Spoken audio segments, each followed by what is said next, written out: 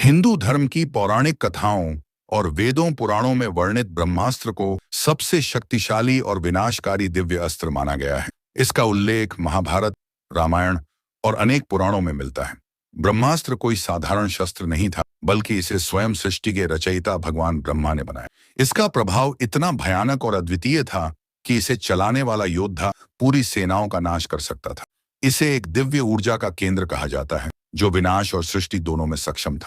कहा जाता है कि जब अधर्म और असुर शक्तियां पृथ्वी पर बढ़ने लगीं, तब देवताओं ने ब्रह्मा जी से विनती की कि वे ऐसा अस्त्र प्रदान करें जिससे धर्म की रक्षा हो सके और अधर्म का नाश किया जा सके। इसी से जन्म हुआ ब्रह्मास्त्र का। यह कोई साधारण अस्त्र नहीं था, बल्कि मंत्रों के प्रयोग और गहन साधना से ही इसे प्राप्त किया जा सकता था। हर योद्धा इसे प्रयोग करने का अधिकारी नहीं था। ब्रह्मास्त्र को प्रलयकारी शस्त्र कहा जाता है। जब यह छोड़ा जाता था तो आकाश में हजारों सूर्यों के समान तेज प्रकट होता था। इसके प्रभाव से वातावरण दूषित हो जाता था, भूमि बंजर हो जाती थी और वर्षों तक उस स्थान पर कोई जीवन पनप नहीं पाता। कुछ ग्रंथों में इसे आज के परमाणु बम से भी अधिक विनाशकारी बताया गया है। अंतर यह था कि यह अस्त्र केवल मंत्र साधना और दिव्य शक्ति से संचालित होता था, न कि किसी यांत्रिक साधन से। रामायण में ब्रह्मास्त्र का उल्लेख कई बार आता है। जब भगवान राम और रावण का युद्ध हुआ, तब दोनों ओर से दिव्य अस्त्रों का प्रयोग किया गया। रावण के पास भी ब्रह्मास्त्र जैसी शक्तियां थीं, लेकिन भगवान राम ने भी इसकी महिमा को पहचाना। हनुमान जी को भी ब्रह्मास्त्र से बांधा गया था जब रावण के पुत्र मेघनाद ने इसे प्रयोग किया,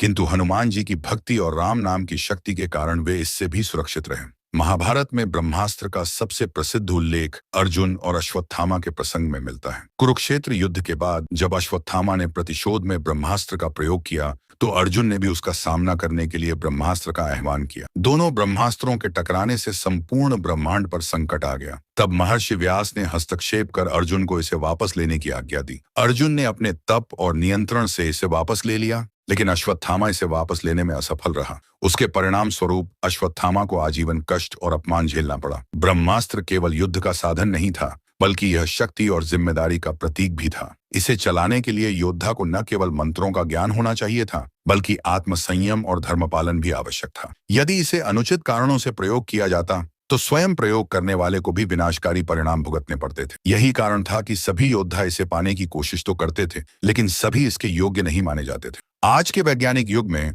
ब्रह्मास्त्र की तुलना परमाणु बम और हाइड्रोजन बम से की जाती है। दोनों में अपार ऊर्जा और विनाश की क्षमता होती है, किंतु अंतर यह है कि ब्रह्मास्त्र दिव्य शक्ति और मंत्र सिद्धि का परिणाम था, जबकि आधुनिक हथियार विज्ञान और तकनीक से बने हैं। पौराणिक कथाओं में ब्रह्मास्त्र का प्रयोग कम ही बार हुआ, क्योंकि उसका उपयोग पूरे समाज और धरती के लिए घातक साबित हो सकता था। ब्रह्मास्त्र का सबसे बड़ा संदेश यही है कि शक्ति का उपयोग केवल धर्म और न्याय की रक्षा के लिए होना चाहिए। यदि शक्ति का दुरुपयोग किया जाए तो उसका परिणाम विनाश ही होता है। जैसे अर्जुन ने व्यास जी की आज्ञा मानकर इसे वापस लिया और धर्म की रक्षा की, वहीं अश्वत्थामा ने प्रतिशोध में इसका दुरुपयोग किया और आजीवन शाप का भागी बना। ब्रह्मास्त्र केवल एक पौराणिक अस्त्र नहीं था, बल्कि यह शक्ति, जिम्मेदारी और धर्म के बीच संतुलन का प्रतीक है। यह हमें सिखाता है कि अपार शक्ति पाने के बाद भी संयम, विवेक और धर्म का पालन करना अनिवार्य है, वरना वही शक्ति विनाश का कारण बन सकती है। इसीलिए ब्रह्मास्त्र का रहस्य यही है कि यह केवल हथियार नहीं,